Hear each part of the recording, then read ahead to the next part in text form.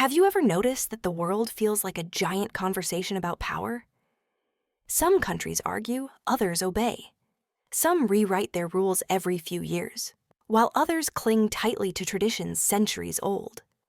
And yet, beneath all this complexity, every nation is trying to answer the same timeless question. How should people live together? Today, we're going to peel back the layers of political systems in the simplest way possible. Not by diving into philosophy textbooks or memorizing definitions, but by understanding the human logic behind why these systems exist at all. Because once you strip away the labels, democracy, monarchy, authoritarianism, you start to see the same patterns repeating across history. Patterns driven by fear, ambition, hope, survival, and the constant balancing act between freedom and order. This is a simple guide to every major political system and the invisible forces that shape them. So settle in. Let's make sense of the world together. Have you ever wondered why some countries change their leaders every few years, while others seem to be ruled by the same family for generations? Or why two nations both call themselves democracies, yet look nothing alike in practice? And perhaps the most intriguing question of all, does a political system actually shape the destiny of a nation? Or does the nation shape its political system? Today, we're going to explore every major political system in the world. But we're going to do it simply. No jargon, no academic walls. Just the big ideas told in a way that actually makes sense. Because once you understand how these systems work, you start to understand why countries behave the way they do, and sometimes why history repeats itself. So let's begin with a simple truth. Every political system, no matter how complex it looks on the surface, revolves around three basic questions. Who holds power? How do they get it? And what stops them from abusing it? Answer these three questions, and you can decode almost any government in existence. Let's start with one of the oldest systems, older than most religions, older than most nations, older even than many writing systems. Monarchy. At its core, a monarchy is the idea that political power can be inherited. A single family generation after generation maintains authority. For most of human history, this felt natural. If your village is under attack, you don't want to elect a commander or debate public policy. You want clarity. You want continuity. You want someone whose authority everyone recognizes instantly. That is the logic behind absolute monarchies. One person, usually a king or queen, holds final decision-making power. In ancient times, this simplicity was a strength. The king was the law, the judge the general, and the symbol of the people. Whether that worked out well or poorly depended entirely on who the king happened to be. But then something changed. People started asking questions like, should one person really decide everything? What happens if the king is incompetent or worse? What if the king simply doesn't care about the people? That's how we eventually got constitutional monarchies. These systems kept the symbolism of royalty, the tradition, the national identity, but transferred real power to elected governments. Today, countries like Japan, the United Kingdom, Sweden, or the Netherlands preserve monarchs mostly as cultural figures. They're reminders of history, not rulers of the present. In other words, monarchy evolved from a survival mechanism into a ceremonial role. But what replaced the king's power? In most cases, the answer was democracy.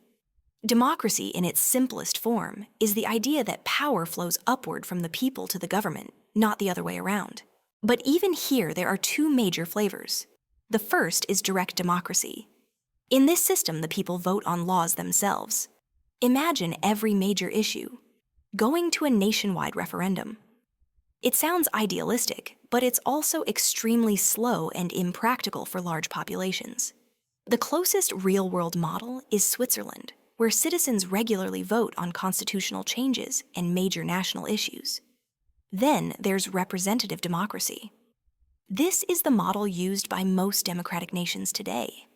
Instead of voting on everything ourselves, we elect people to make decisions on our behalf. You can think of it like choosing someone to stand on a mountain and watch the horizon for you. They make decisions ideally in the interest of those who sent them.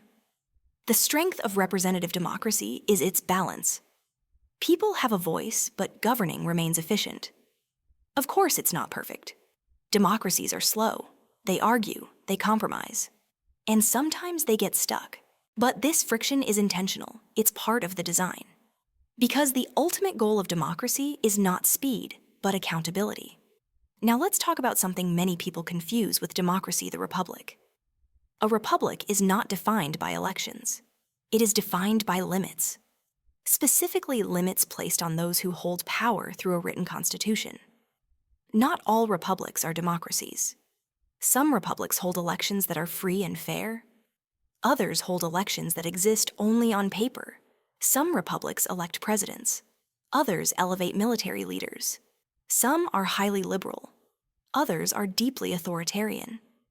But the central idea is always the same. Power is not inherited.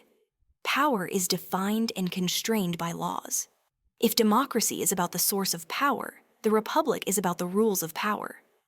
Now let's shift to a very different system. Authoritarianism. In an authoritarian system, power is concentrated in the hands of a single person or a small group. There may be elections, there may be parliaments, there may be courts. But the key is that these institutions are not truly independent. They exist to support the regime, not to limit it. Authoritarianism thrives in environments of fear or instability. When people are worried about crime, about economic collapse, about external threats, they often tolerate strong rulers who promise order.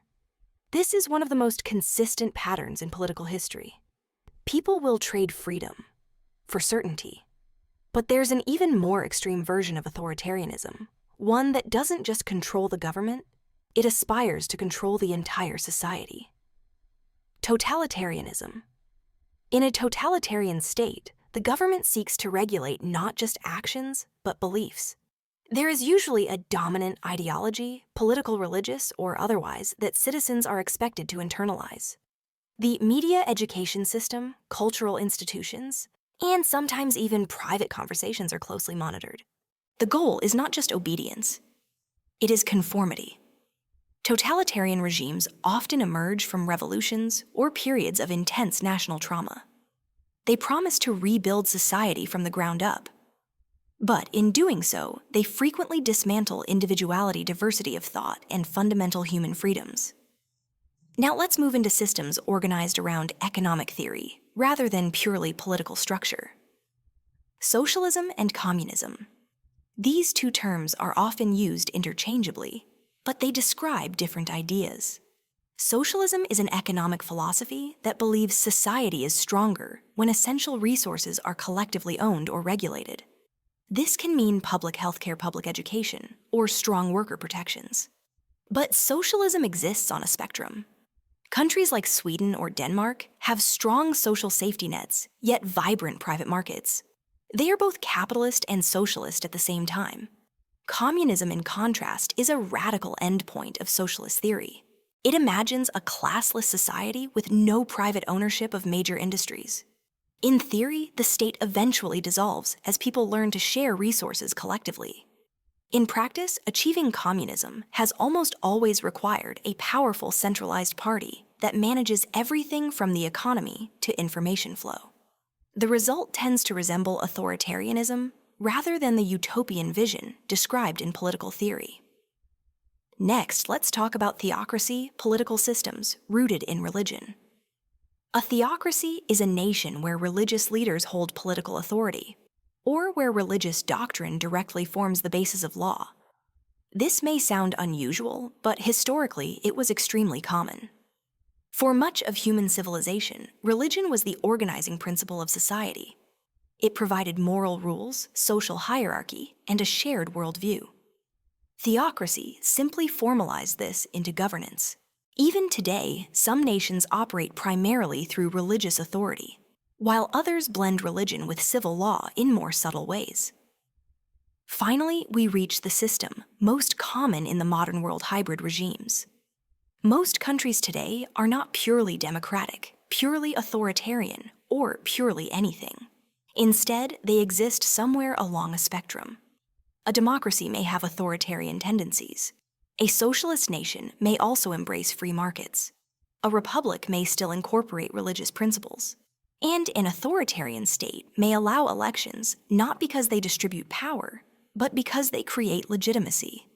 The truth is that political systems in practice are rarely clean categories. They are shaped by history, geography, culture, conflict, and the personalities of those who rise to power. They evolve. They mutate. They borrow ideas from one another. They drift over time. So, what does all of this mean? It means there is no perfect system.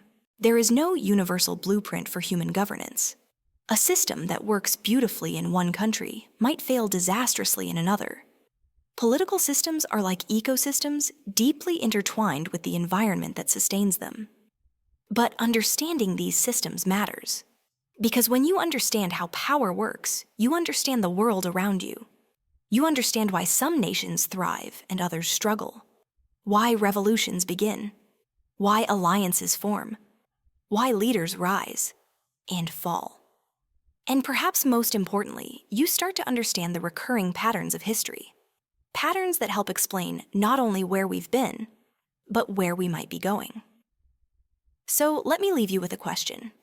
If you were designing a new country from scratch, no borders, no history, no traditions, which system would you choose and why? If there's one thing political history teaches us, it's that no system stays the same forever. Nations rise, fall, rebuild, and reinvent themselves. Ideas that once seemed impossible suddenly become normal, and systems that once looked unshakable can vanish almost overnight. But the more we understand how political systems work, the more we understand ourselves, our fears, our hopes, and the choices we make when faced with uncertainty. So if you found this guide helpful, consider exploring more topics with me. There is so much more to uncover: how laws are made, how economies move, why nations compete, and how ordinary people shape extraordinary events. Thank you for spending your time here. Until next time, stay curious and keep looking beneath the surface of the world around you.